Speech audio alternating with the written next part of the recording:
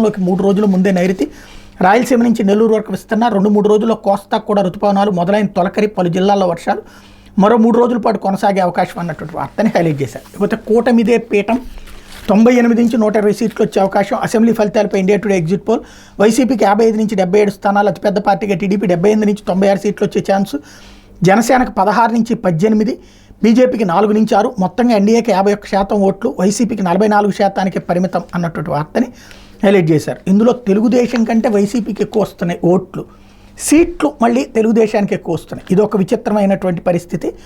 ఎందుకంటే 42% ఓట్లు వచ్చి వైసీపీకి 55 నుంచి 77 సీట్లు వస్తాయి, 44% వచ్చేది. టీడీపీకి 42% ఓట్లు వస్తాయి కానీ 78 నుంచి 96 వస్తాయి అని చెప్తున్నారు. ఇదొక అయోమయం. అయితే జనసేన బీజేపీ ఓటర్లు కూడా యాడ్ అవుతారు కాబట్టి ఆ లెక్క చెప్పుండొచ్చు. మరొక వైపున 51% ఎన్డీఏకి అన్నటువంటిది సంచలనాత్మకమైనటువంటి అంశం. అయితే వీళ్ళు ఇటు సాక్షినేమో ఇండియా టుడే వార్తని వేయల, ఏది తెలుగుదేశం గెలుస్తుంది అన్నటువంటి ఎగ్జిట్ పోల్. ఆంధ్రజ్యోతి కానీ ఈనాడు కానీ టైమ్స్ నౌ వార్త వేయలేదు, ఏది వైసీపీ గెలుస్తుందని. ఇట్లాగే ఉన్నది ప్రస్తుతం. ఇకపోతే 100